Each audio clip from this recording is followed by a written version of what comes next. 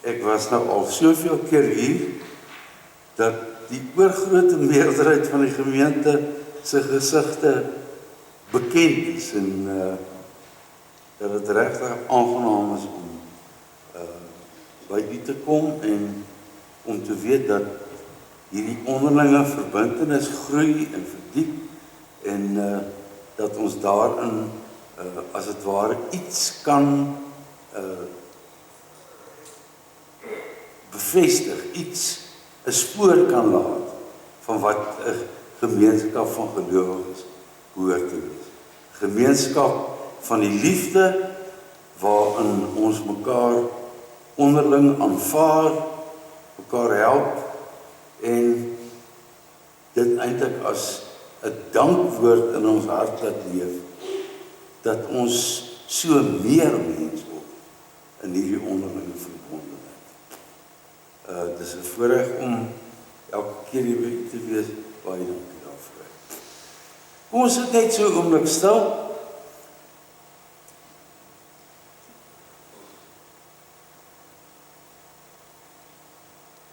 U Here, laat ons drink uit die strome van u goedheid.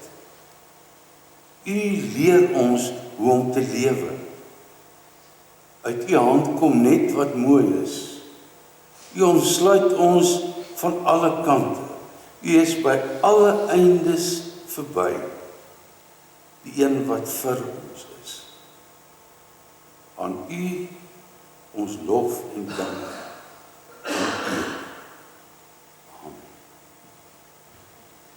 Christus genade vir julle en vrede van God ons Vader en van die Here Jesus Christus deur die kragtvolle werk van die Heilige Gees. Dis tyd vir 'n lofsang en ons gaan nou Psalm 33 hartlik saam sing. Oh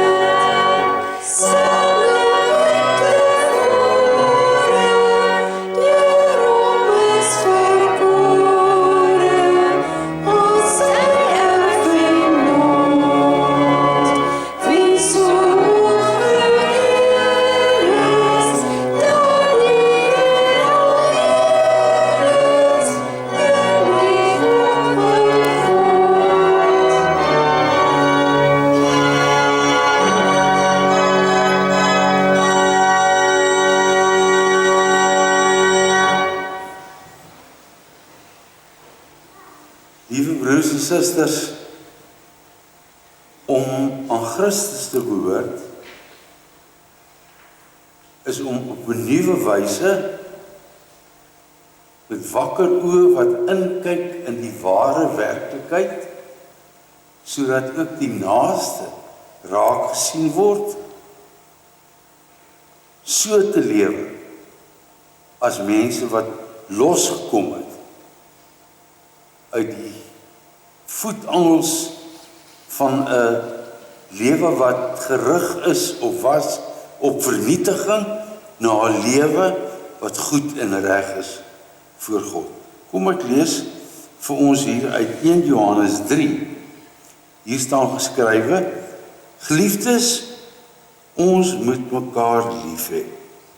Want liefde kom van God, en elkeen wat lief het, is 'n kind van God en ken God. Wie nie lief het nie, het geen kennis van God, want God is liefde.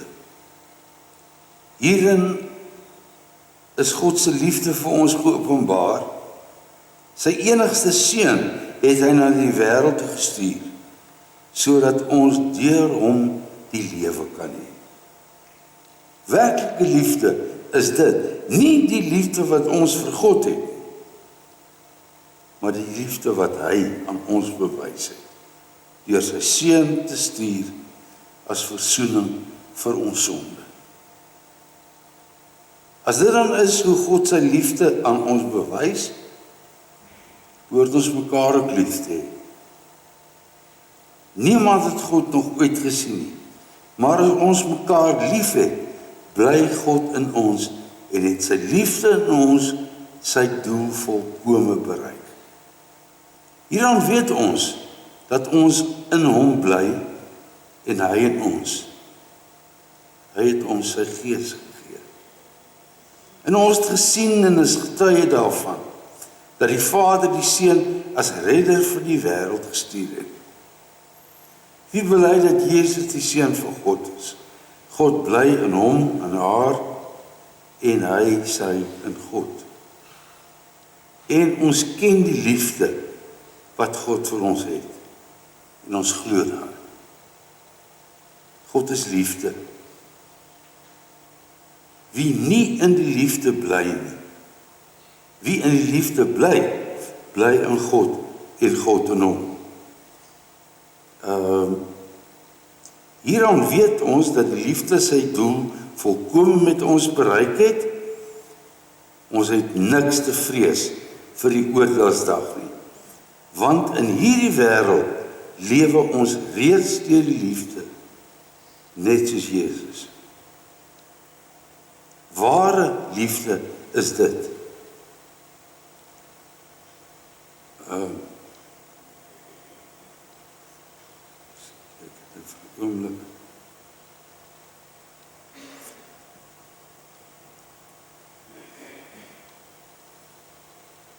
Ons het lief omdat God ons eerste lief gehad het. As iemand sê ek het God lief en hy haat sy broer, is hy 'n leienaar, want as sy broer wat hy kan sien nie lief het nie, kan onmoontlik vir God lief hê wat hy nie kan sien nie. En hierdie gebod het ons van hom gekry. Wie vir God lief het, moet ook sy broer, sy suster lief hê. Van nature neem ons aanstoot aan die liefde. Omdat die liefde nie altyd daarop aandring om in die sentrum van alles te staan. Die liefde maak juis vry, sodat ons uit kan reik en by ander onsself terug sal ontvang. En die aard van ons aanstoot teen die liefde is dat ons dit juis dan verspeel as ons net ore en oë het vir onsself. Dis die liefde wat ons bevry tot die liefde. So sê Johannes hier. Dis die liefde wat mens geword het en tussen ons kom woon het, waarvan ons later ook weer gaan praat. Wat die skille van die oë afval, wat die hart vernuwe en wat die wil 'n nuwe rigting gee. Nie langer 'n eie gekose rigting nie, maar in die spore van hom wat in persoon die liefde van God tussen ons was. Broers en susters, omdat ons so gou vergeet en omdat ons telkens weer teruggeroep moet word van die dwaalweë wat voor ons lê, dan moet ons dit vroeg en laat hoor. Moet ons hoor dat ons telkens weer opgeroep word tot die liefde, opgeroep word tot 'n terugkeer na dit wat God vir ons bedoel het. En kom ons bely dan nou ook in wat ons sing,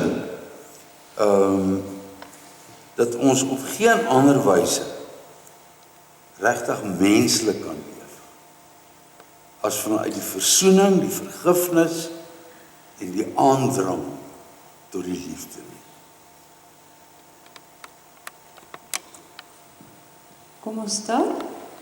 Gloria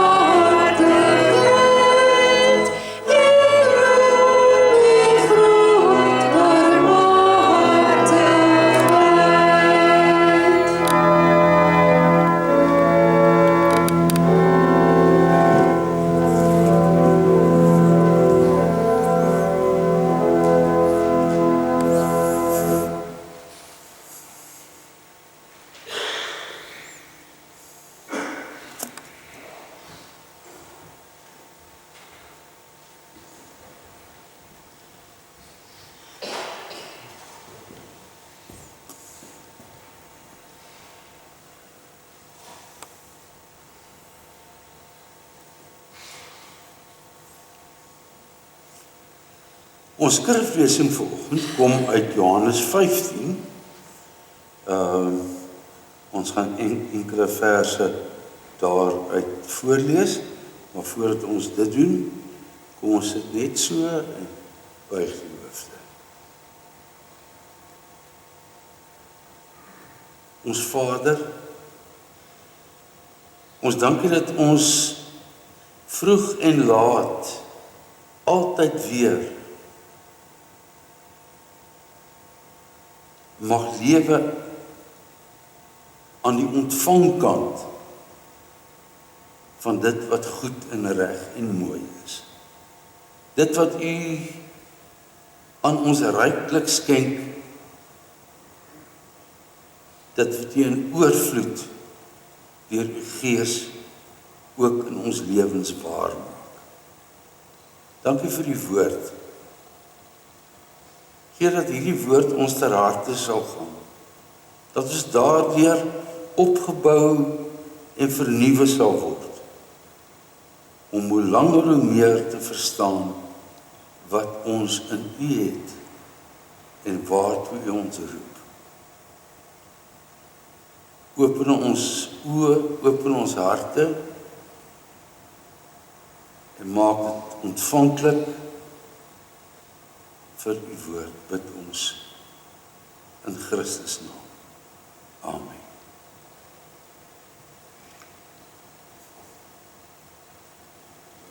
Johannes 15. Ek is die ware wingerdstok en my Vader is die boer.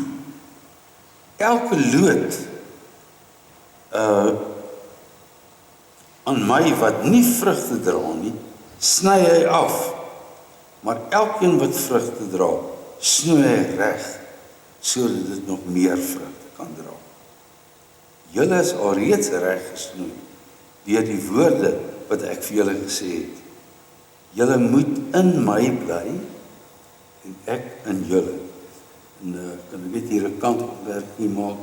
Hierdie uitdrukking bly in my word een van die kerntemas eintlik in die hele Johannese evangelie. Bly in my. U sal hoor dat dit ook hier in meerdere kere aan die orde kom. 'n Loot kan nie uit sy eie vrugte dra as hy nie aan die wingerdstok bly nie. En so julle ook, as julle nie in my bly nie.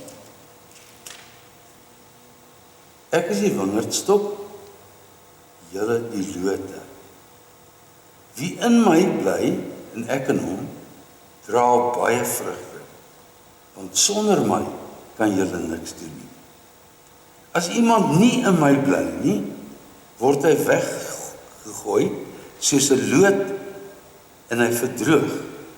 Die mense maak hulle lote bymekaar en gooi dit in die vuur en dit verbrand. As julle in my bly en my woorde in julle, vra dan net wat julle wil en julle sal dit kry. My Vader word juist daardeur verheerlik dat julle baie vrug dra en my disippels is. Soos die Vader my liefhet, het ek julle ook lief. Julle moet in my liefde bly. As julle my opdragte uitvoer, sal julle in my liefde bly, net soos ek die opdragte van my Vader uitvoer en in sy liefde bly. Jy hoor die wederkeer of die weerkerende formule in my bly, ek in hom bly en so. Die ding van wederwysige inblywing, so ons dit kon noem. Dit sê ek vir julle, sodat my blydskap in julle kan wees en julle blydskap volkome kan wees. Dis my opdrag. Julle moet mekaar lief hê soos ek julle lief het. Niemand het groter liefde as dit nie. Dat hy sy lewe vir sy vriende aflê. Julle is my vriende as julle doen wat ek julle beveel. ek noem julle nie meer ondergeskiktes nie, want 'n ondergeskikte weet nie wat sy baas doen nie. Nee, ek noem julle vriende. Omdat ek alles wat ek van my Vader gehoor het, aan julle bekend gemaak het. Julle het my nie uitgekies nie, maar ek het julle uitgekies en julle aangestel om uit te gaan en vrugte te dra. Vrugte wat sal hou. So sal die Vader aan julle gee, wat julle ook al in my naam vra. Dit beveel ek julle. Julle moet mekaar lief hê. Tot sover ons skriflesing vanoggend. Nou, ek het eintlik die kernpunt van die afskeidsredes van Jesus, want dit is die middeldeel wat ons nou gelees het. Ek verduidelik nou 'n bietjie meer. Onder die vraag gestel, hoe leef ons in die teenwoordigheid van die afwesige Heer? Op die oor af, om met die eerste aanhoor, is daar ongeruimdheid vir ons aanvoeling, wat jy eintlik nie uitgepleis kry. Hoe kan jy van teenwoordigheid en afwesigheid in dieselfde sin praat?